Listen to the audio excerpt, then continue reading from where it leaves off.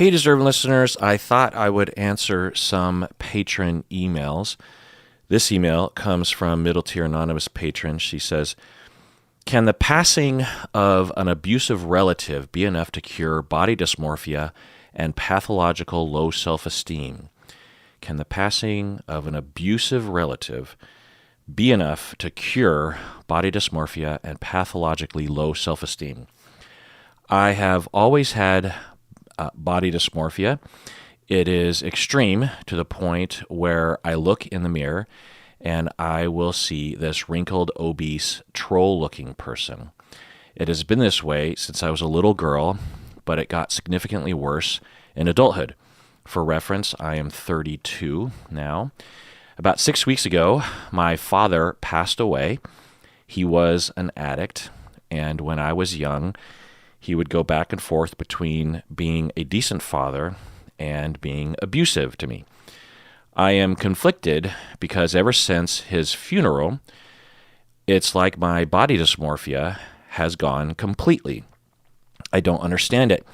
And if you told me that someone waved a magic wand in front of me while I was sleeping, I would believe it.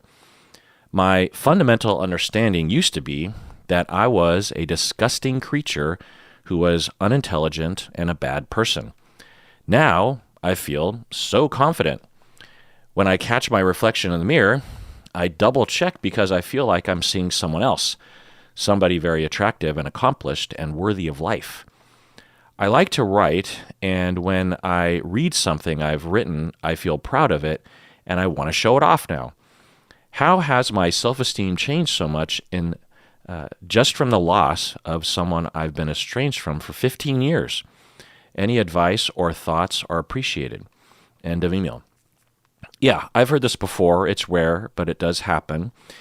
Usually, the internalized abusive object doesn't dissolve with the passing of that individual. And I will say morbidly that trauma is the gift that keeps on giving, even after the traumatizer has long left your life, whether because they're estranged or dead or something. So that's usually the case. But I have seen situations like this. Now, I will say that since it's only been 6 weeks, it could be temporary. Hopefully not, obviously.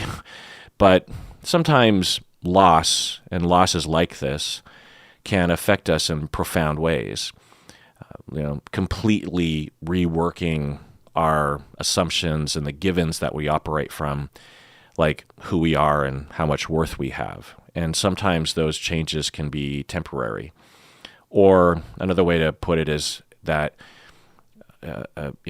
you can be jostled out of your normal way of thinking and operating temporarily, but the regression to the mean will be a gravitational pull. But yeah, I have seen this before where some major event like this happens, whether it's the death of a parent or some other kind of major life event, like even being in a car accident.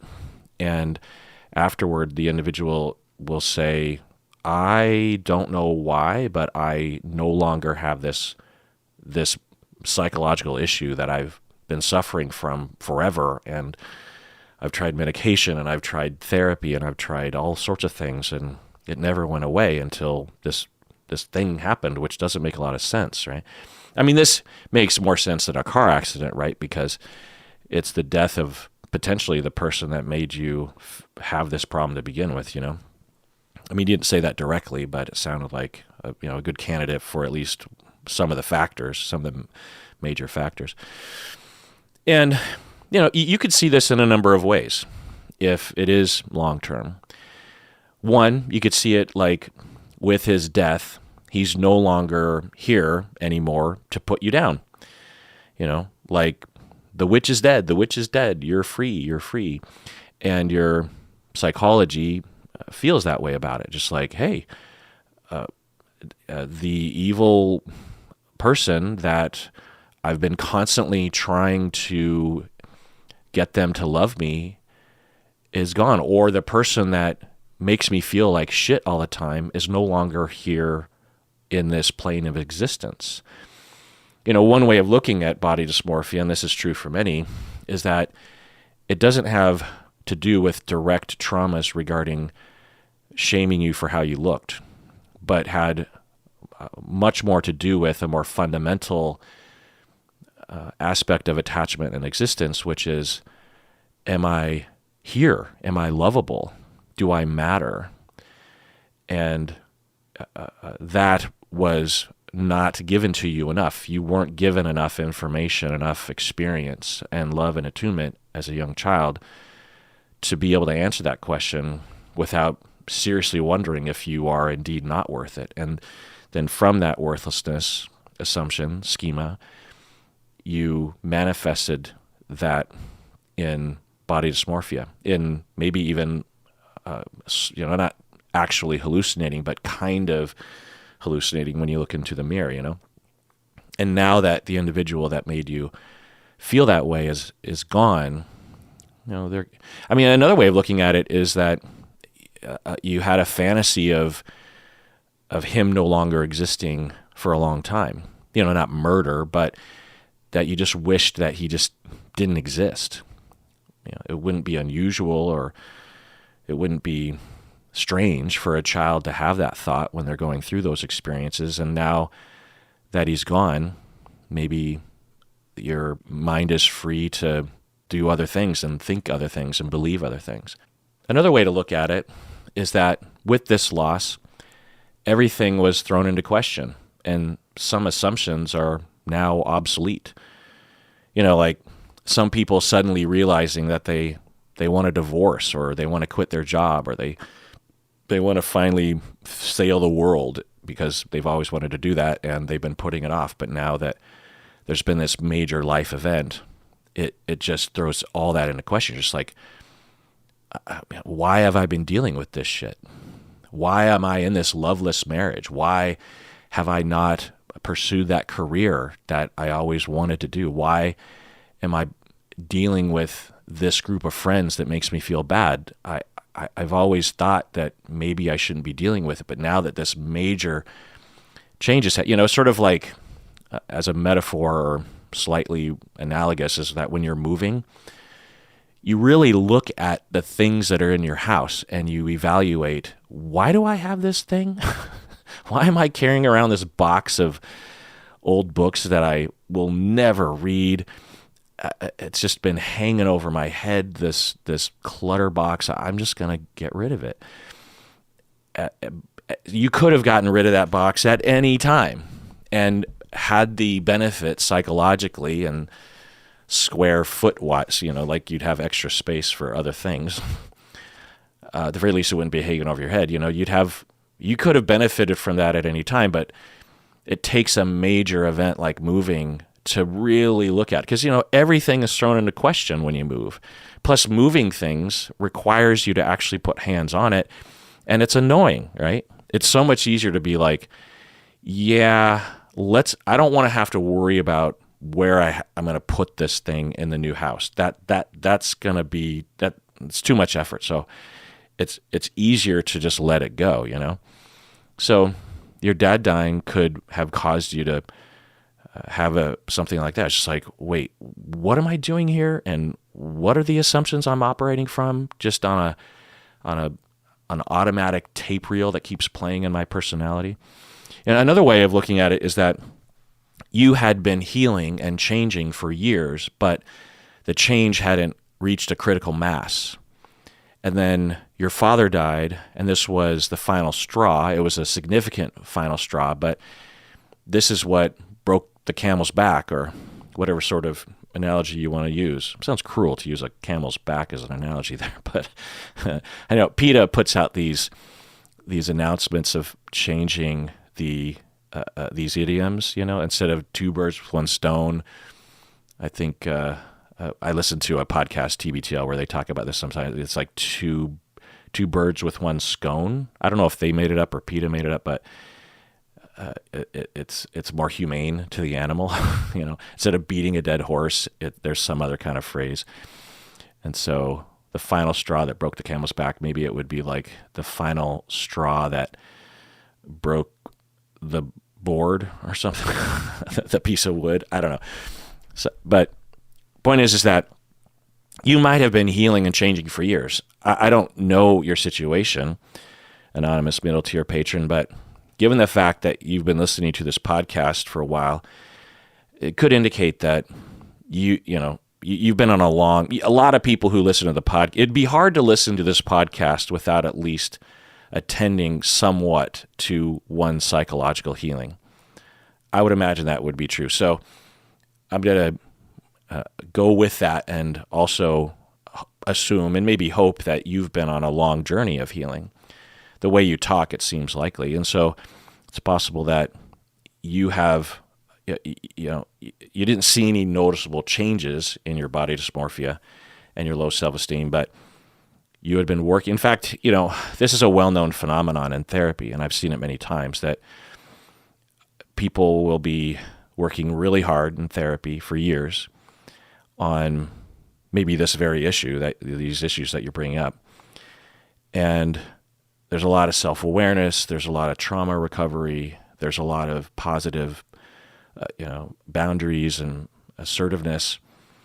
And yet every day they wake up and that old tape is playing of I'm worthless and I look like a troll. And the conceptualization sometimes that me and the client will come to, and there's other cases where you'll hear, there's some famous cases where you hear about therapists and clients coming to this conceptualization as well, that the client is holding on to the issues as a safety blanket, even though they don't really believe in it anymore. It's something that got them through their childhood in a weird way, or they think it got them through their childhood, or they're afraid of what it would be like to not have that issue. Does that mean now they actually have to achieve things that they've always wanted to achieve? There's some weird benefits to having issues like this. You can avoid, I don't know, I'm just brainstorming. You could avoid dating, because dating, there's a lot of ups and downs with dating. And if you see yourself as a troll, then you just avoid dating, and then you just don't have to deal with dating. Or you might find yourself benefiting in a weird way with low self-esteem, because then you don't have to try to achieve anything because you just know that you're going to fail, right? And now that you no longer have low self-esteem, you're like, well, does this mean I actually have to try and achieve? What if I don't achieve, These are normal fears that people have regardless of having these issues, but people with these issues can sometimes have it. Healing and growing, recovering isn't all fun and games. There's new challenges, but often invited challenges, happier challenges. And for some, it can be overwhelming. And if the person has a habit or a pattern of avoiding those things, then sometimes you just subconsciously even hold on to something like body dysmorphia and low self-esteem, even though you actually don't have those issues anymore, because you've been healing at some sort of a pace for many, many years.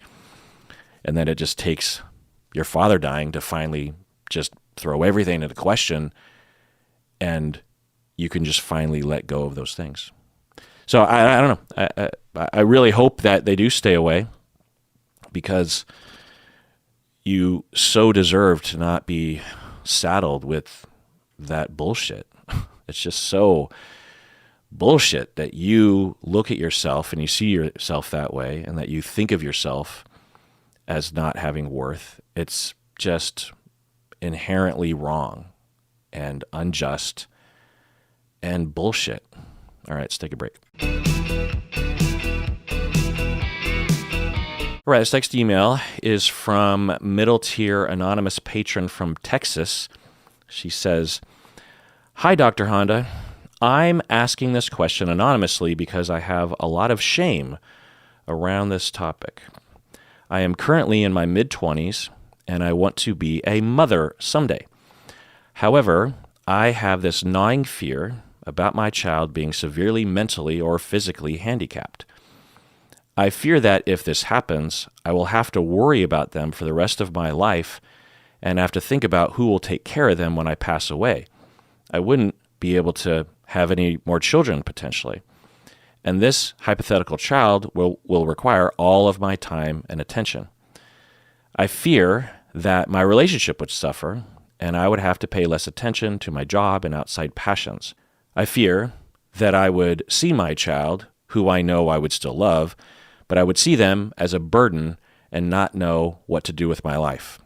I sometimes see families out in public with severely handicapped children, and I get a sense of dread and pity, and then I feel shame and hatred toward myself for having these feelings.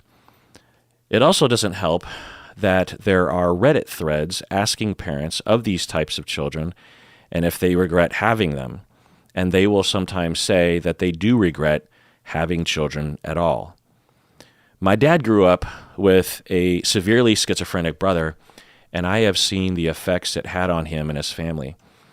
I already struggle with anxiety, depression, and ADHD, so I can only imagine how I would feel about having a child with these needs. I would think if I knew my child would suffer this way, I wouldn't want to have them, or even worse, I would think about giving them up for adoption because you feel like you should, because I would feel like I would want the child to be with a family that was more equipped. I still believe that people and children who are severely disabled are still worthy of love and respect. I still believe that. I'm not trying to sound ableist at all, even though I might actually be ableist. I am a strong believer that if you would not love your child who might be gay or trans or anything outside of what society deems normal, you shouldn't have children at all. So I'm stuck in this place of my fear and my want to be a mother and my shame for thinking this way. I know I'm not the only one out there who has these fears and feelings, and I would just like to see your point of view on this, or if you think I'm a bad person. Thanks. End of email. Yeah, well, first off, I don't think you're a bad person, but let's talk about ableism in general, because I feel like that needs to be established up front. So ableism is a thing, obviously. It's not talked about enough. We don't talk about it very much in this podcast. We do occasionally, but it's not something we talk about very often, and this has given me an opportunity to talk about it.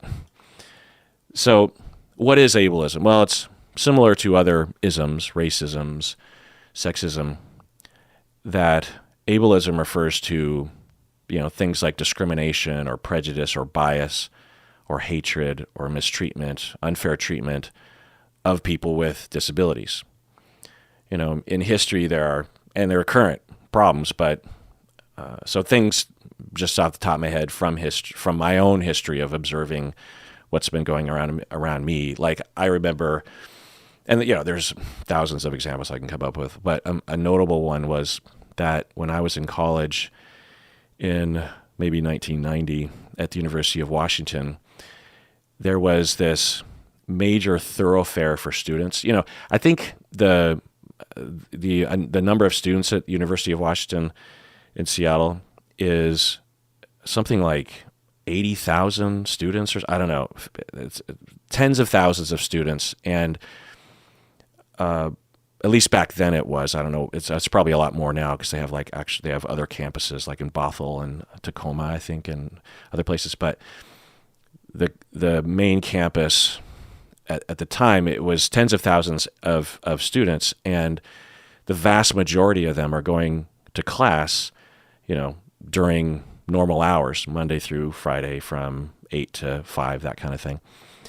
And there's several buildings with classrooms in it, and they're all over the campus, and they can be really far from each. The campus. I timed it once. It takes potentially like a half an hour if you're walking briskly from one end to the other end of the campus, and if you have a class on the other side of the campus, it can be kind of hard. But anyway, so there's some major thoroughfares. Really, the only kind of ways you can get through campus. There's like certain pathways you have to take, and one of the main pathways is where you go from what they call Red Square, which is, sort of main square, and you're walking down the hill towards the fountain and the chemistry building and stuff.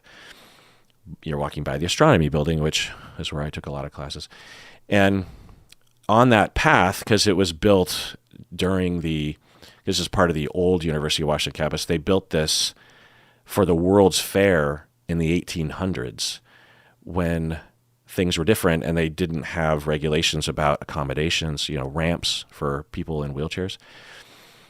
And so this one day I remember in the middle of the day, all these students like rushing around, really trying to get to classes.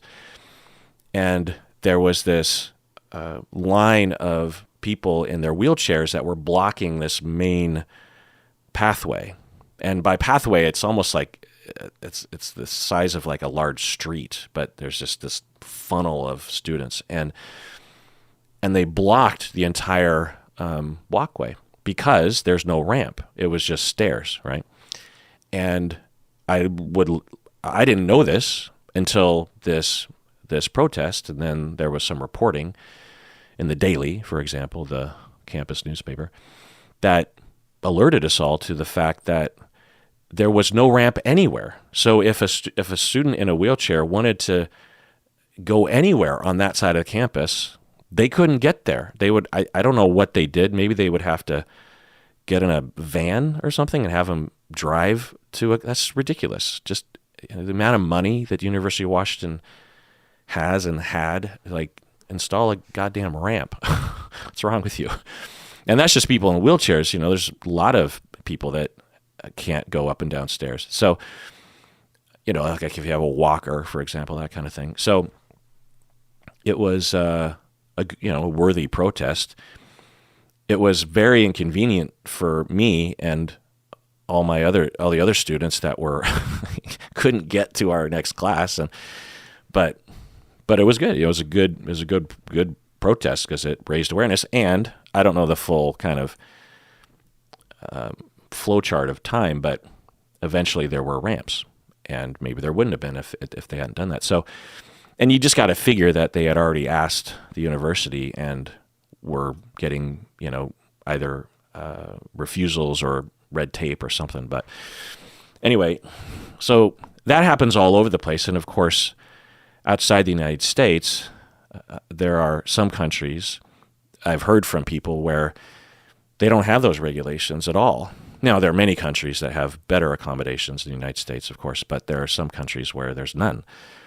Where if you're in a wheelchair, you're just screwed from ever leaving your house potentially, or you have to navigate through, sidewalks and doorways, or you just have to have someone carry you up some stairs, Oh, this leads me to another example that if you saw it, you saw it. But last year, this viral video started going around of this douchebag in this dance club, so there's this camera that's in the corner of this hallway, this stairwell.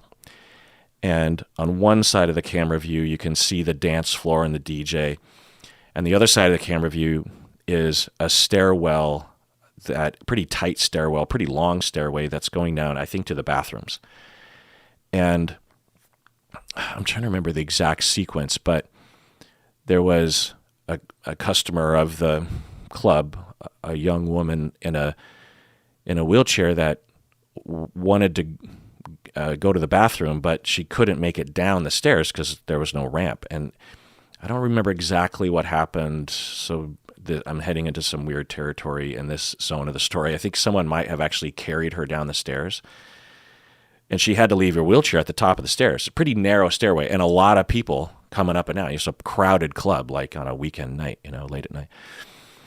And this D-bag on camera, probably doesn't know he's being filmed, picks up the wheelchair and just hucks it down the stairwell. That I do remember. I mean, what's wrong with you? So why would he do that? Why would he think it would be okay? Or why did he have empathy for the individual And why did no one do anything? I don't know if no one did anything. It didn't look like anyone did anything. Also, it'd be kind of hard to know what to do in that situation. Like, so if I don't work here, what do I do? But anyway, so don't quote me on the details of that story, but I think I have about 90% of that right. So what's going on there? Like, how does that happen in our society? And and how many times has something like that happened, but it wasn't caught on camera, or it wasn't a video that went viral, right? That's just the video that we happen to see. God knows how many millions of incidents there are, even in that limited category, right? Also, there's well-known stories and lots of research demonstrating that people with disabilities won't get hired, right? Even though their disability doesn't interfere with their job at all, or with minimal accommodations, the individual can absolutely do a really good job at the job. Or people being passed over for promotion, because the company doesn't want that person to be the leader, or they don't want that person with a disability to be the face of the company, that kind of thing. And then, of course, we can think about kids being bullied at school, kids with autism, kids with a physical disability. Also, schools sometimes don't provide accommodations for people. Like in my world as a professor, we have a whole department dedicated to helping people with disabilities, where students can go to them, and there's a whole procedure, and I believe there's federal law that dictates exactly how this goes, because the student deserves to have accommodations because of the law, and also because they also deserve confidentiality in some ways. Like, they shouldn't be forced to tell the professor in the class like what their disability is, right? Because that's private information. So there's this whole procedure at our university that didn't always exist. I mean, I've been a professor for decades, and in the beginning, I don't think we had those employees. That cuts into profit, right? You have to hire professionals to pay attention to that, and there's procedures and there's time that you have to spend on it, and a lot of companies don't want to do that. A lot of schools don't want to do that, or they want to do the minimal amount. I would run into this with ADHD kids that I was treating, and some schools would be fantastic, but sometimes you'd run into schools where they'd just be pushing back constantly on, because not that the school hates people with ADHD necessarily. I mean, they might, but really it's secondary, or the primary issue is that it's about funding. When you're an administrator at these schools, you're tasked with keeping the school afloat, and one of the things that you need to always consider is budget. And if you are given a budget by the local government to spend, you have to figure out where to spend that money, and any money that you spend on something extra means you have to take money away from somewhere else, and sometimes that means you got to take away some other program or reduce the pay for teachers, which of course is uncool, And so there's sometimes this battle that you get into with schools just to provide the adequate and rational and moral help and education for a child that has special needs, Also, something that just occurred to me is people as adults on dating apps.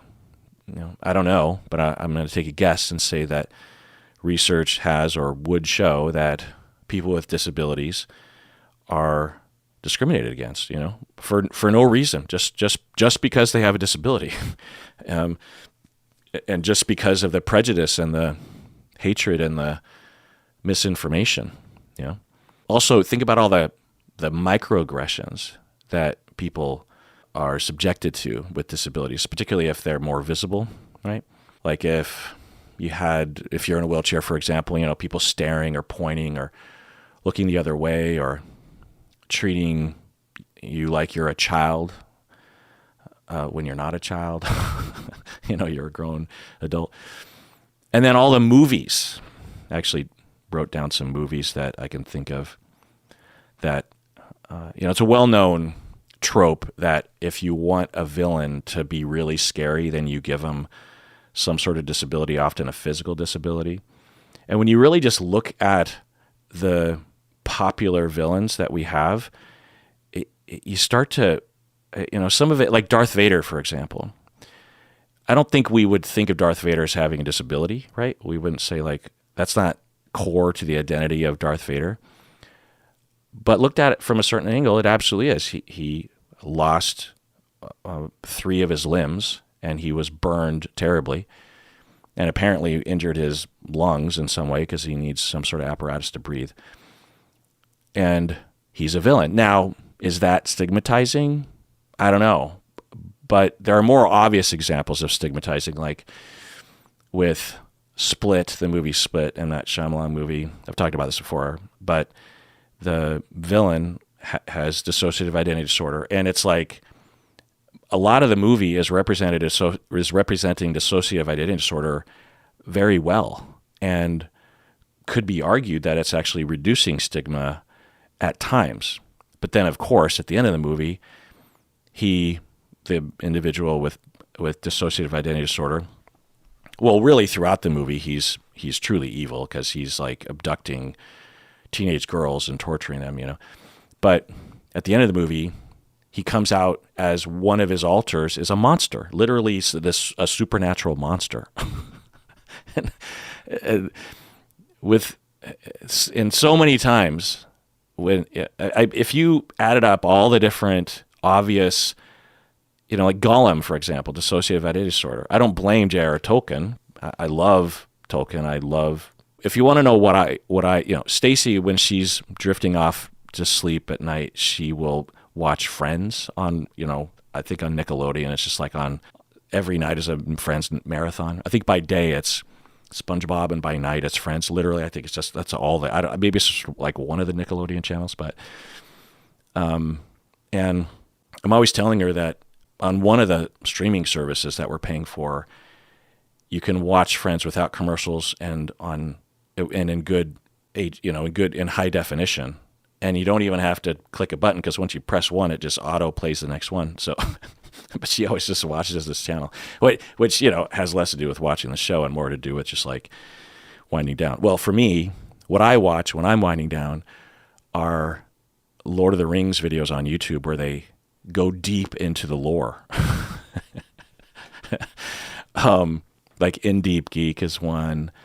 There's a few others. What are they called? Anyway, there's like 5 channels that I watch all the time. So I love Gollum. I love Smeagol. I love the whole thing. But anyway, with dissociative identity disorder, if you added up all the depictions of dissociative identity disorder, how many of them are evil villains and how many of them are just regular people? And that's the other thing. That's the other part of movie tropes. It's like, it's not just that the person happens to have a disability. It's like their disability is either front and center, or it makes them evil, or the plot of the movie is them getting rid of their disability, And there's so many examples. You could argue like How to Train a Dragon is kind of along these lines. And, some movies are stigmatizing. Some movies, it's just part of the story. It's sort of like with Asian characters in movies and TV, that in the beginning, we were either just not cast in anything. You could argue like 50s, 60s, 70s, it was like extremely rare to have an Asian American. I'm talking Asian American. I'm not talking just like an Asian character, like a Japanese person from Japan. Like, James Bond goes to Japan and dresses up in yellowface, if you've seen that movie. I like James Bond too, but my goodness, what a different time it was before. But I'm talking about actual Japanese Americans. We would just be completely non-existent, or we would have incredibly racist depictions of us, like in that fucking movie Breakfast at Tiffany's. If you haven't seen, Google it. Just Google racist Breakfast at Tiffany's, and you will see some of the most offensive bullshit that has ever come out of Hollywood, especially when you think about, Since a Certain Date. This is a modern movie that people love.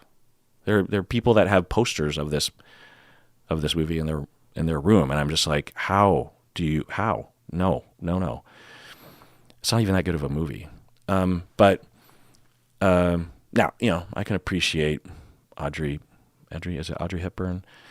And George Papard from the A-Team. Anyway, they're fine, but that character. So then there was this period of time in movies when, sure, they would occasionally have a Japanese American person playing a Japanese American person, but they would either be like a ninja or a karate master, or they're the object of racism. Like there's a movie, I think it's Snow Falling on Cedars, I think Ethan Hawke, and it's about the internment camps, when the American government and the white people of this country decided to imprison innocent Japanese American citizens who were either born here or they were born here, and they might have even had parents that were born here, which shouldn't matter anyway. I mean, even if they weren't born here, it's unconstitutional and illegal to imprison people without due process and without them committing a crime. That's a basic human right that we all understand. Anyway, this is a movie about that. That was, I think, in the 90s, and most of the movie is about the fucking white guy who falls in love with one of the Japanese American women, young women. And the movie centers around the white guy, Yes, I remember when this movie came out, I'm like, oh, finally, we got to see a movie. And then we're just watching a white guy kind of interface with the foreign world of the Japanese. It's like, when are you going to tell it from our perspective? You could have, it's not hard. There's drama there. I mean, think about the amount of drama stories that you can tell about the internment. There's very limited representation. Anyway, there's some movies, but so then there was that zone, and then rather recently we started seeing movies and TV shows in which there's a character that is Asian American, and they just happen to be an American having a story, like Always Be My Maybe. I believe Ali Wong and Park. It's basically a romantic comedy, and I don't think in the entire movie there is any reference to the fact that they're Asian. I don't remember, or if it is, it's very minimal. Maybe a little bit, but it's just basically a rom-com. And these two characters just happen to be Asian American. That's what white people get all the time in America. They just happen to, it's like we don't obsess about, like, is Brad Pitt's ancestry from France or Sweden or England? Like, how come we're not talking about that heritage about Brad Pitt or Leonardo DiCaprio? I mean, it sounds kind of Italian, right?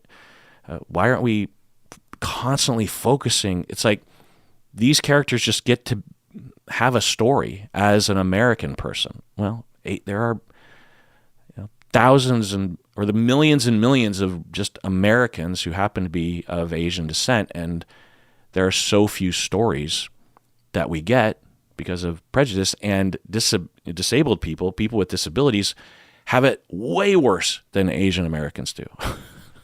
Way worse. I mean, how many stories they're out there, like The Sound of Metal, documentary Murder Ball, or that kind of sci-fi movie, horror movie Quiet Place, which I don't know how people who have audio impairment, I don't know how they would see A Quiet Place, but to me it doesn't seem to stigmatize it. Although you could argue it doesn't really tell the story from the kid's perspective, but anyway, there are some other good movies, but it's rare, Like, how often do you just have a rom-com where one of the characters just happens to have a disability and it's not a thing, it's not like this focus of the story, because so it's in that middle zone. Originally just completely ignored, and then there's this middle zone where, okay, we'll tell a story about someone with disability, but it has to be front and center in the plot. When are we going to get to a point where they just happen to have the disability? And just because there's a wide variety of human beings. It's not all just white men with no disabilities. The world isn't comprised, even in America, isn't even comprised of just those people. It's like when you get into like the Bechdel test and that kind of thing. We're pulling our way out of the nosedive of that ridiculousness, but we are far from equality. And I'm not talking about quotas. I'm just talking about people like to tell stories that are new and that have interesting aspects to them. And so there must be a reason why there are whole sections of our population and of people's experiences that are being ignored. It can't just be because it doesn't sell or it's not interesting. That's on its face illogical. So there must be a reason. Well, it's because of prejudice. You have a system in Hollywood that is run by people who have been indoctrinated into the mindset that people with disabilities are scary or unpleasant, or people don't want to see someone with disability. It'll freak them out. Or people with disabilities, they don't have rich internal lives like other people do. They're just simplistic people with this disability. We pity them, that kind of thinking. And so ableism is a problem, right? And then, okay, so getting to your question, anonymous patron, we're also talking about parenting. And of course, yeah, there are many issues when it comes to parenting a child with a disability, whether or not it's severe or not. For example, bullying at school, or teachers mistreating your kids, or teachers who actually don't think that your kid is capable and so doesn't hold that kid up to the same standard and won't push the kid, won't challenge the kid, will baby the kid. Other kids being afraid of your kid and not wanting to play or invite your kid over for a birthday party. Or parents that are like, well, our house isn't really set up for someone in a wheelchair, so I'll just avoid the whole thing and not invite that kid. Most parents would say, hey, invite my kid. We'll figure something out. Don't exclude just because you don't have a ramp in your house, which is fine because you don't have that issue in your house, but don't exclude my kid, and don't be afraid to just, talk to me at the soccer game and say, hey, I want to invite little Johnny, but I don't have a ramp, so I don't know what to do. I'm scared. Is it okay that I even say, just approach it? These are human beings with reasonable reactions, generally speaking. They can handle a question like that. Like, don't be afraid. Just be like, I don't know what to do here, and so help me out. Just that's okay. But don't avoid. Yeah. So there's a lot of parenting issues. Okay. So now let's get to your question. So you're asking, am I a bad person because I don't want to have children, or I'm afraid of having children because I'm worried I might have a kid with a severe disability? And, in your email, you didn't define what that is. So I don't know exactly what you're talking about. I might be able to imagine what you're talking about, but I don't know specifically. So having said all that about ableism, can it be difficult to have a child with a severe disability? Yeah, absolutely. It can be very, very difficult and challenging for the parents, for the siblings, for the community. As you were saying in your email, for some of these parents, having a child like this means that for the rest of their lives as parents, because if the child outlives the parents and the parents are the main caregivers and they can't afford, which is usually the case, to have a lot of assistance, but even if they did, it would just relieve them some of the time or part of their responsibilities.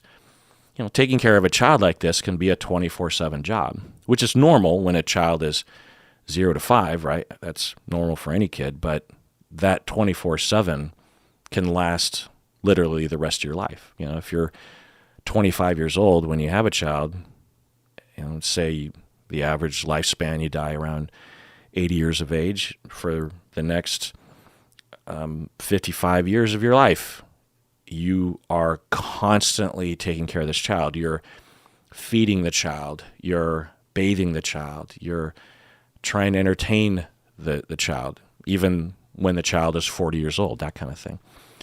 And it can also just be very difficult because sometimes it can be very stressful if the child is going through a lot of medical issues, or if the individual has behavioral problems, maybe even occasional violence. I've treated families in this situation, and it can be really hard. It can be really, really hard. It can affect one's marriage. It can, as you were saying in your email, it can affect one's career. You could maybe not ever be able to travel again unless someone is willing or able to take care of your kid in the meantime. And sometimes that's not possible because the child might not want might not want care from others, that kind of thing. It could ruin your social life. It could affect your empty nest plans. A lot of parents will be looking forward to when there's an empty nest to some extent. And as you were saying in the email, it might affect plans to have more children. You might have been planning to have more than one, but now with this one child, that is unrealistic potentially, Not always, of course, but it absolutely is a factor to think about. And what I will say is that this isn't a problem that is inherent to parenting a child with a severe disability. This is a problem with our government's lack of allocating taxes to pay for the humane assistance of families like this. If the government, which pays for a lot of stupid shit in our society, were to allocate some of that stupid allocation towards something that is a moral and understandable good for society, to give these families some relief, i.e. paying for nurses, whatever it is that the family needs, a babysitter, an expert, right? Someone who actually knows how to help kids like this,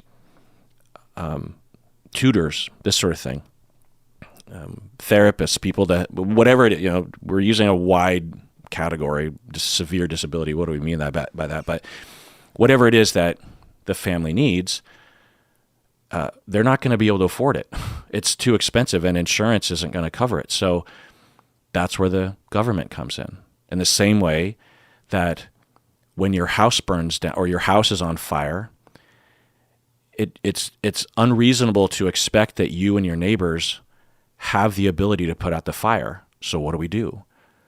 We raise taxes. We tax the people and business and commerce and trade and all these kinds, and we allocate a portion of those taxes to pay for a fire department. Problem solved, right? It's we have a solution, a well-funded 24/7 group of professionals who are trained and have the equipment to be at your house within X amount of minutes and put out the fire. We do that because we value that service. Well, we could be doing this sort of service for families. It's the right thing. Even when one would say, hey, you caused that fire, like you didn't have a fire extinguisher. By the way, if you don't know where your fire extinguisher is in your house, or in my house, I have a fire extinguisher under every sink. It is to the left. Every sink in my house has and I check up on them every so many months to make sure that they're still working. There's a little gauge, right? Because I've seen too many YouTube videos and Reddit videos of people's houses being burned down because they just had a candle that was just unattended for half a second. And it caught one thing on fire, and because they don't have a fire extinguisher, they try to put it out, catches some sort of fuel, poof, you can burn your house down in very little time. And this notion that somehow you can just stamp out the fire with your foot or a blanket of all things, a blanket is also fuel.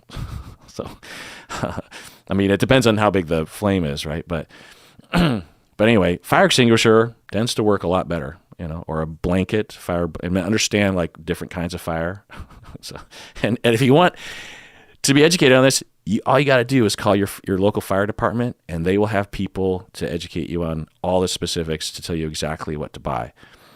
There's a difference between electrical fire, grease fire, regular fire. So why do we have that? Why do I even know this stuff? Well, because taxes are paid. Well, we could pay for these individuals to the point where we might even be able to have the parents have what would be considered to be a very regular sort of schedule, meaning that they still would be able to have time to go to marital therapy or pursue their own passions, right? That would be the right thing to do. So, having said that, because we don't live in that society for some weird reason, even though we have the most rich economy and society and government that has ever existed in human history, that's called the United States of America, even though we have that, somehow we don't have money for this small thing. It wouldn't even cost that much. Ugh. So, and even though we have I don't know how many billionaires and getting to be some trillionaires, how does this happen? It's just wrong. It's immoral. Aliens from outer space would look at us and be like, what are you doing to yourselves? Why do you do it this way? That doesn't make any sense. Why do you like torturing yourselves so much? Anyway, so yeah, it can be very, very hard for parents. And I've had clients where, having a kid with a severe disability can, no joke, it can literally ruin your life. It doesn't necessarily ruin someone's life, but it can. Depends on the type of disability. It depends on the marriage. It depends on the resources. It depends on how wealthy one is. Frankly, that determines a lot of things too. It depends on the education system, on the health system in your area. There's a lot of things going on. Depends on how many kids you already had, that kind of thing. Anyway, so having said all that, what do I say to you, anonymous patron, who was just like, hey, I'm afraid. Am I a bad person? Well, number one, what I will say is that having a child with a severe disability is extremely rare. I mean, I don't know what you're defining as severe disability, but I'm going to take a guess as to what set of disabilities and the severity levels that you're talking about. And it's extremely rare, but it is a possibility that is worth considering before trying to have a child, for sure. You don't want to go into having a child on the premise that this won't happen. And then if it happens, you're just like, hey, I didn't sign up for this, because, it is absolutely a possibility. And I think more parents need to think about that. They need to consider the rare cases that do happen, including the death of the child before birth. That happens, I think, more than people realize. And if it hits you, it's never easy to go through something like that, but if it hits you, blindsides you, and you didn't even think that was a possibility, it can compound the pain. People should just go in with both eyes open. So yeah, you should think about it. But it's possible that this is just a current manifestation of your anxiety. You mentioned that you suffer from anxiety, and I'll speak from personal experience that my anxiety over my life has morphed from one thing to another. It's like whack-a-mole. Every time I cure myself of one particular manifestation of my anxiety, something else will pop up. It gets easier over time. Overall, like where I'm at today is overall a lot better than I was overall before. But, if I don't watch my P's and Q's, I will have some new manifestation of my anxiety. Because, there was a time when my anxiety manifested in a fear of being drugged, a fear of being like someone would spike my drink or lace something with something.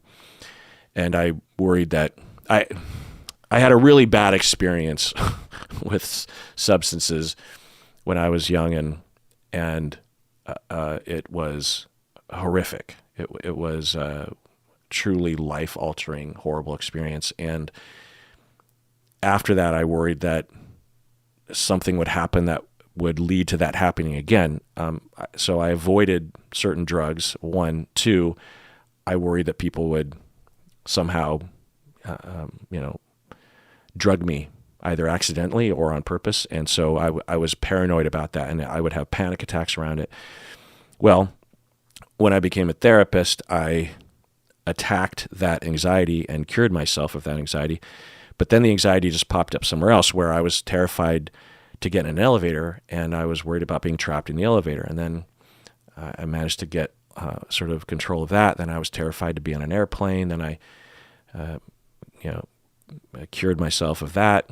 Then I was, for a while, terrified of having an intravenous injection of some sort, like, a vaccine or a blood draw or something. I was just paralyzed with fear around stuff like that. I cured myself of that.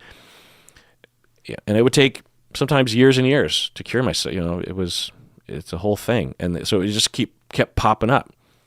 There's always something new and so it's possible that for you, your current manifestation is this, and it's not actually something that, like when I was worried about having an intravenous injection, there wasn't anything to be worried about, but my anxiety needed something to grab onto, and that's just what it happened to grab onto. So it's possible that this isn't like an inherent fear of yours. It's just the head that your fear is putting on its body, if that makes any sense. Number 2 is that you might benefit from getting a better understanding about this issue by actually talking to people with severe disabilities or parents of people with severe disabilities. You talked about how you read some Reddit threads. Well, it's pretty limited in terms of, one, the sample, and it could be misrepresenting the whole group of people. It likely is, maybe in ways that aren't known to us or imagined to us right now. But also, it's brief, right? Those kind of. So if you actually talk to parents or individuals with severe disabilities, who knows? But it might change the way you think about this. Now, I don't have any vested interest in you having kids, so I'm not trying to encourage you to. Most people probably will when you talk to people about this, but there's a lot of humans on the planet. There's not some sort of need that you have to. You don't have a duty to have children. So, but at the very least, if this is bothering you, it could be worth it to actually have a detailed conversation with people in this situation, and maybe that'll help one way or the other. Number 3 is there's nothing wrong with deciding not to have kids in general, and there's nothing wrong with deciding not to have kids because you're worried about having a child with a severe disability. I actually know parents who were kind of in this category. I mean, it's complicated, but because of a genetic disposition for severe autism, I know a family where, I'm trying not to go into specifics, but there was a child, they had a child, and that child did indeed have severe autism, where the child is nonverbal, even though there's a lot of care and a lot of therapy and a lot of tailored education and tailored care, tailored parenting help, this kind of thing. This family has a lot of resources, and so they know what they're doing. And yet this child is in their 30s or 40s and still doesn't talk and can't live independently, this kind of thing. Now, saying this, it's not as if this individual is like a feral monster, right? The end, just because someone has severe autism doesn't mean they're just like this like twisted mass of chaos, right? That they they have meaning in their life, and they have the normal things that we all do, their ups and their downs, and the things they enjoy and the things they don't, and they wake up in the morning and they put their pants on like everyone else. Like they're not some sort of strange individual. They have a difference, and it provides certain challenges. And you can absolutely love these children. It sounds strange to say that out loud, but it needs to be said, I guess. Meaning it sounds strange to have to say that, But sometimes, given the stigma, I feel like I have to say that. And that could be a big part of this, is that for you, Anonymous Patron, you just don't have a lot of firsthand experience with people that you're thinking about. And if you did, you'd be like, oh, it's a challenge. Talking to these parents, sure, they'll tell me that it's a lot more work, but a lot of the kind of unknowns that were scaring me are now no longer unknowns to me, and thus I feel very differently about it. It's not the end of the world the way that I thought it was going to be. But anyway, so this family that I'm referring to, they decided not to have biological children because, I don't know exactly the genetic markers and everything. And by the way, these people that work in the medical profession, so they know all this stuff, and they're just telling me about it. And they did try, have another kid, and that kid also had pretty severe autism. And so they wanted to have another kid, and they decided not to have a biological child because they didn't want to risk having another kid with severe autism because it's, I don't know exactly the reasons, but I know enough to say that. And yet they did things so that they could still have kids, 2 more kids actually, but were I'm trying to stay away from specifics, but anyway, I hope you get my point. That one, there are other options, right? You don't have to. Well, yeah, I'll just say that. That's kind of a complicated area, but my point is that I know a family that actually was like, we have to, it's not just, because you'll find some people that will say, like, how dare you second guess having children in the fear of having a child with a disability and or a child that has autism? How dare you discriminate against children like that? And I'm telling you that that simplistic sentence. Now, if someone just were to discriminate just blindly along those lines, then yeah, that's a problem, right? If you had a kid on the autism spectrum and you were just like, well, this is doomed, I'm going to give this kid up for adoption. Yeah, that's wrong, right? But that's not what we're talking about, right? There's a lot of nuances here. There's a lot of things that are reasonably discussed and mulled over by people. So it's complicated. So, but if you're just online and on Reddit, then you're going to get a pretty narrow view. Now, I will say that there are subreddits that have actual clinicians and well-rounded discussions about things. I've seen that absolutely, which I enjoy. Anyway, so yeah, there's nothing wrong with you're not an asshole. You're not a bad person if you're just like, yeah, that's just not for me. I'm worried about that. And really, that could point to a lot of things. That, putting aside severe disabilities, you could have a kid that just runs into bullying at school, or has a complicated experience in college, or has a health issue like some sort of child related illness, or who knows. And that would also require a lot of care and diverting your energies away from other things. And there's nothing wrong with saying, yeah, this, if I look at I only get one life to live, and I don't want to risk that. That's okay. In the same way that it's okay to say, I don't want to have kids at all. You can have an individual that says, I love kids and I wish I could have kids, but there are other priorities in my life that I don't want to sacrifice. Having said all that, there's a lot of, assumptions that people will make. People will say, you had a kid. Well, forget about having friends or forget about travel.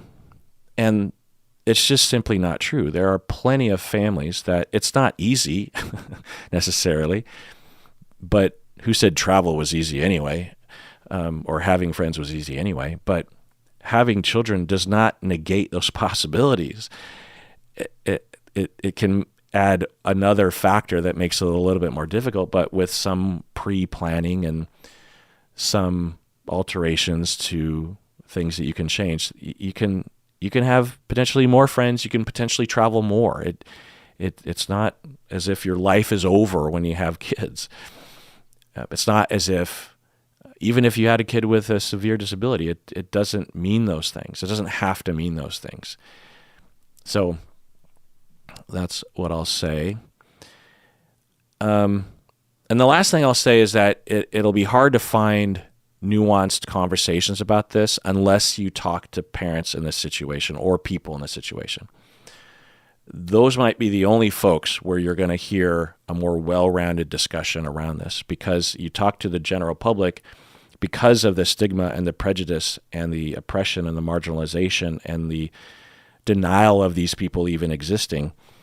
And these people, it's us. I can't remember the statistic, but like most of us are on some spectrum and along these lines, and I don't know, something like a 25% of people have a disability. So these people, it's us, it's ourselves, it's the people in your family, it's the people next door, it's everybody, or a good percentage of everybody. Anyway, so if you actually have conversations with people in this world, in my experience, you're going to find a much more nuanced conversation. If you talk with anybody else, because of the stigma and the ignorance, you're going to get a really weird set of responses that are often real pressured and busted up, where they're either going to just be like, well, yeah, I mean, disabilities, that's awful. I heard once about this one guy that like killed his parents because he was autistic or something. I mean, you literally hear shit like that.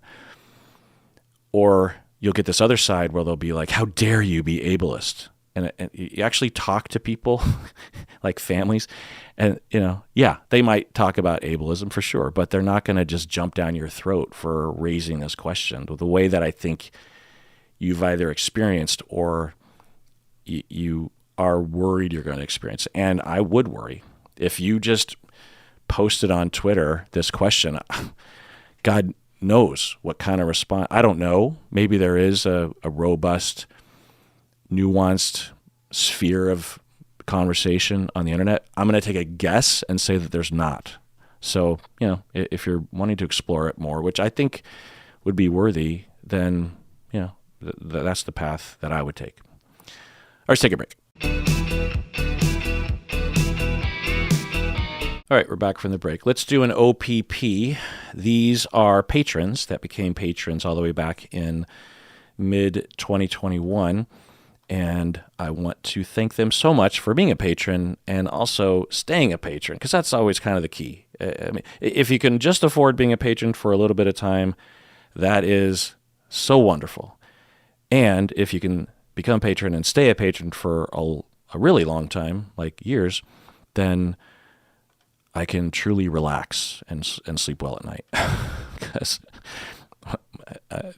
the only reason why I'm paying my bills right now and my family's bills is because of patrons. No pressure. Anyway, these are people who became patrons mid-2021 and have stayed patrons ever since. And we have Kurt from Melbourne, Australia, Shannon from Manitoba, California. We have Jason from Scarborough, Ontario, Canada. We have Amanda from Montreal, Canada. We have Amanda. Oh, I already said Amanda. We have Susie from Great Britain. Haverford West. I'm guessing that that's pronounced strangely, like Haverford,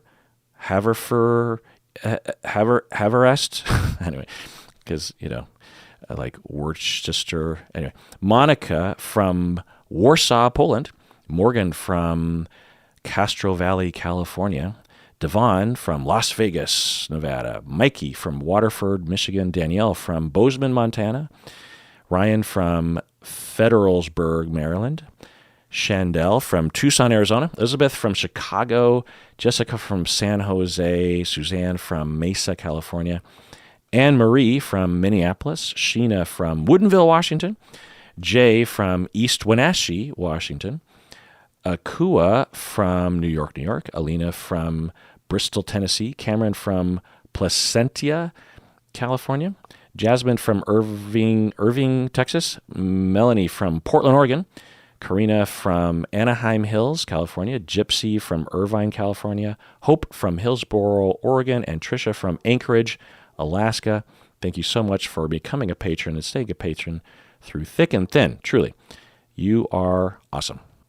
All right, one more email. This is from middle tier patron Odette from California. She says, "Hi, hello, Dr. Honda. A recent venture into therapy has brought up the issue of eye contact for me. It took a few tries and a number of months to get a psychologist that I believed I could work with. Some of the clinicians I worked with were more insistent than others that I have eye contact with them, but I've remained unable to do so. A significant amount of anxiety accompanies this issue of eye contact for me. Outside of therapy, I'm able to briefly make eye contact with people, but for the most part, I avoid it. With closer family and friends, I'm a bit better about it. I have 2 beautiful kids, I have 3 businesses, and I have never felt that this little quirk of mine had any significant impact on the quality of my life overall. In therapy, it feels immensely impossible to have eye contact with the clinician. Why is there such a difference of opinion among therapists and clinicians regarding eye contact? Why is it so important in therapy? If a patient can't do it, will they typically be pushed to at some point?" End of email. Yeah. Well, so regarding your first question, why is there such a difference of opinion among therapists and clinicians regarding eye contact? Yeah, I don't know exactly what the clinicians were saying or where they were coming from, but I can imagine this happening where therapists, they're well-meaning typically, so what they are often, again, I'm just sort of rattling through my Rolodex of experiences with other therapists with this. I'll just say for me, I've never told a client to have eye contact with me. It just seems so ham-fisted. And if a client didn't have eye contact with me, it wouldn't rankle my feathers. Is that a phrase? I have seen other therapists, though, that get real up in arms about it, real focused on it. And I think commonly what therapists are doing is they're actually trying to help. They want you to feel safe, and they want you to know. It's sort of like if I were talking to a client and they were being really quiet and shy about talking about a bad experience they had at work or something. I might say something like, "Hey, you deserve to get angry about this, what bothered you about your boss? Tell me, what are you angry about?" And I might even say, "Stand tall. You're a good worker. You don't need to, wilt away in the abuse that your boss is giving to you. Stand up, put your shoulders back. Tell me what's going on here."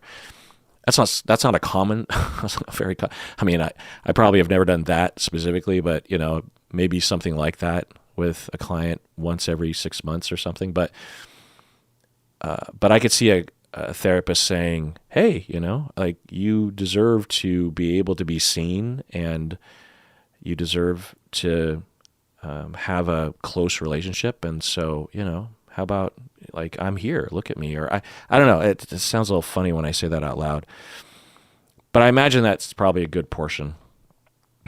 I suppose there might be some therapists, well, not I suppose, but I absolutely would imagine that some therapists would actually be put off by the lack of eye contact, and they either just have a policy of saying, hey, you need to look at me. I don't know. Can you imagine? I can't imagine anybody doing that. Like if you were at the McDonald's, you will look at me when you order your Big Mac. Like, why would you do that?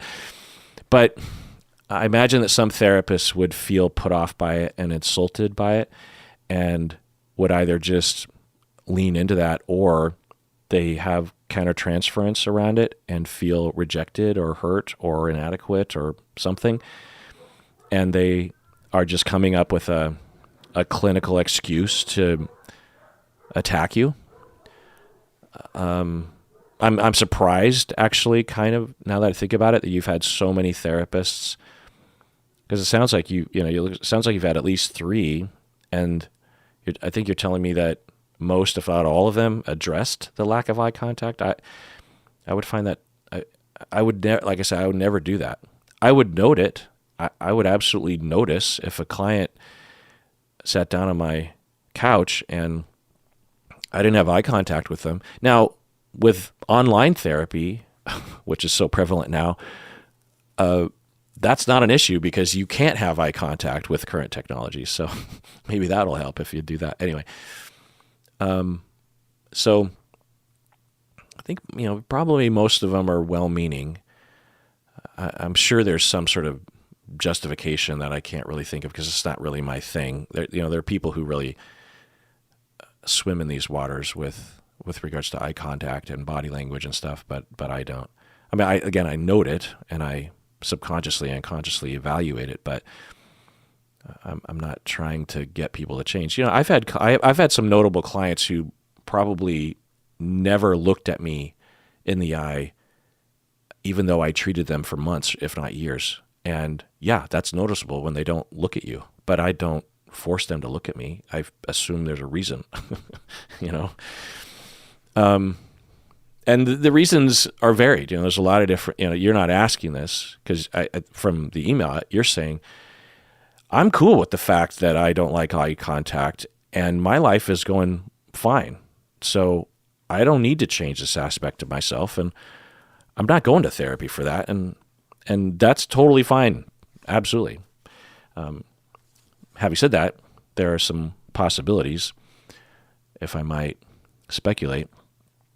Off the top of my head, there's a lot of possibilities. One is you just have a sensitivity neurologically. Some people on the autism spectrum can have this sensitivity. It's a lot of intensity to have eye contact, and it can be overwhelming because it is, eye contact is intense.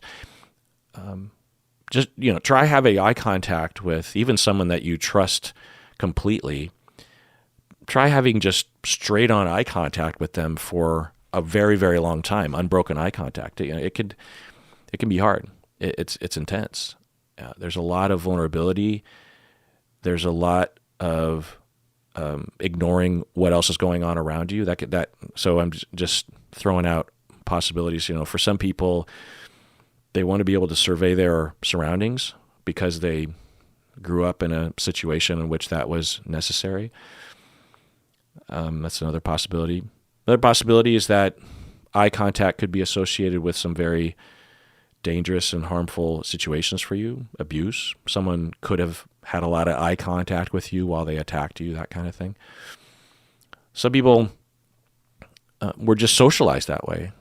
Cultural differences actually do play a role here, where for some people eye contact is completely typical, and for others it's not, and context dependent. Like when I go to more suburban or rural areas around Seattle, there's a lot more eye contact, whereas in Seattle there's not very much, because typically in more populous cities and towns, there's, I think, more of a paranoia about having eye contact, because you don't know what that person is going to try to sell you or do to you or something.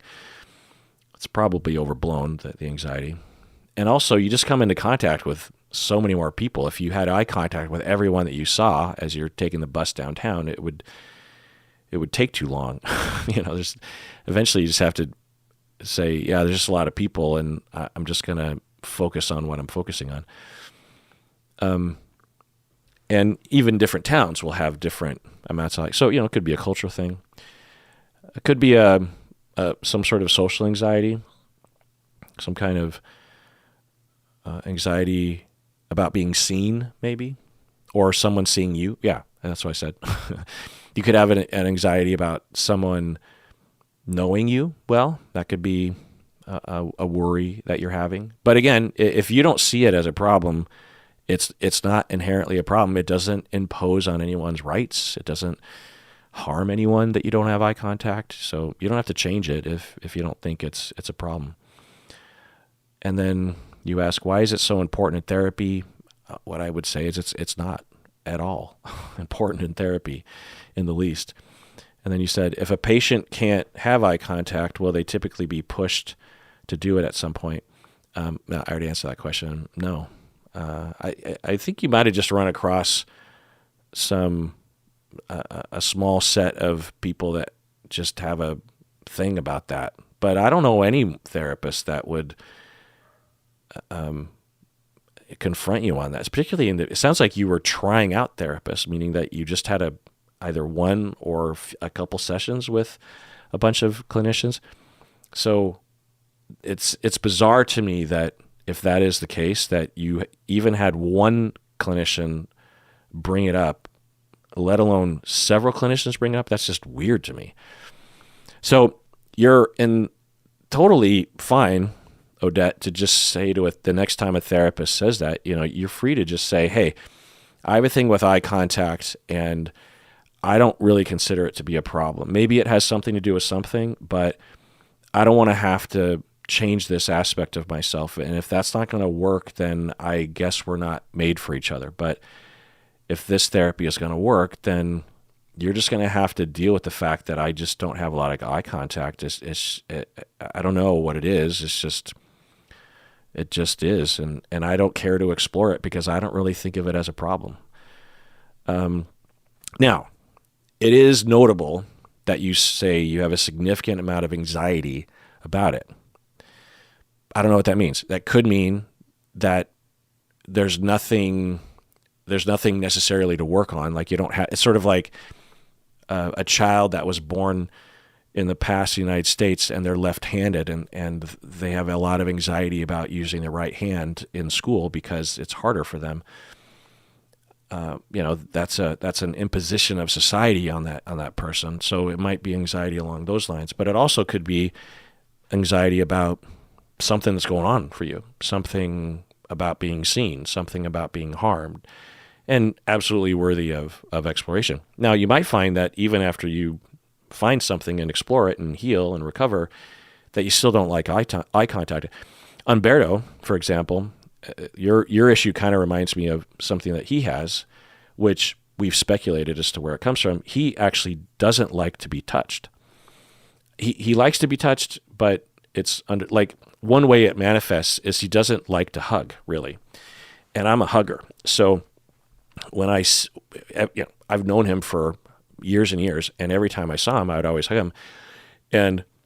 Or I would say we would hug. I wouldn't just assault him with a hug, and he never indicated ever that he didn't like hugging. But I noticed that he was the worst hugger that I had ever hugged, because he would hug me with, I would be, most of the time, I'm a 2-arm hugger, particularly like a best friend like Umberto. And he would always hug me with one arm. And I find that to be really, it's unsatisfying, one, and two, it's insulting. It's sort of like hugging someone that it doesn't hug you back, right? It feels hurtful, It would be brief though. It's not like we would hug for long periods of time, but this brief kind of just like, hey, boom, how you doing, buddy of mine? Hug, go on with their lives. And then I just never really registered it. I always just thought it was just kind of weird. And then maybe a year or two ago, I was hugging him, and maybe it was for a particular kind of issue, and I was hugging him for longer than the normal kind of greeting hug. And I said to him, hey, use both your arms when you're hugging me. And then he hugged me. And then somehow I think I might have brought it up to him. I might have said something like, after a little bit of reflection, that it's stupid that it's like, if he's not hugging me, there must be a reason, And then I somehow we got to the topic of talking about hugs, and I'm pretty sure I don't have notes on this conversation, but from my memory, he was talking about how he actually doesn't like to hug. And I was like, oh, right. Because he had told me a long time ago that he doesn't like his wife touching him in certain ways, the way that people typically will show affection in a romantic relationship, not sexual, but just like non-sexual affection. And he says he was saying that it's like nails on a chalkboard to him. It's not just like something he doesn't like. It actually is really aggravating physically to him. And so, and we could speculate as to why that is. He was abandoned by his mom. I mean, that's a pretty good candidate, right? There's issues there. He was sexually abused. So there's two pretty big ones. And yet, that doesn't mean that he has to change it. It's okay. Maybe there's probably a lot of conversations between him and his wife around this, but I'm sure it's manageable, sounds manageable. And it doesn't interfere with sexual life and that kind of stuff, from what I understand. So it's limited to a certain set of touching. And so when we talked about that, I was just like, oh, well, then it's no skin off my back to not touch. To not hug you. I'm not going, it doesn't hurt me to not hug. I would rather not impose on you. I didn't know it manifested that way. I didn't realize it was that severe, because our hugs are not very affectionate. They're not very, they're not these long hugs. They're just greeting hugs. It's just sort of the Seattle greeting hug that we have. And so I, similar to like in Europe when they kiss you on the cheek, it's just this thing that you just do. And it's not, I didn't realize that it was that. So, I would have understood if he didn't want to like cuddle for a long time. So I was like, I didn't know it manifests that way. And, and so I said, I won't hug you anymore. And so, for a while when I would see him, I said, okay, I'm not going to hug you. And I don't, not because I wasn't being passive aggressive. I was just like, hey, let's accommodate you in this moment. Like, let's greet in all the ways that we greet, but I'm not going to impose touch on you that you don't like.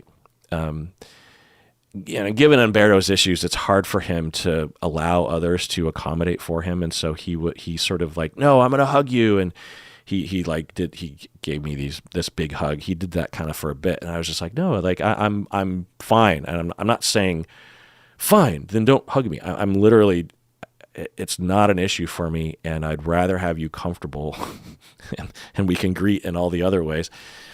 This is fine, So does Umberto have to change that? No.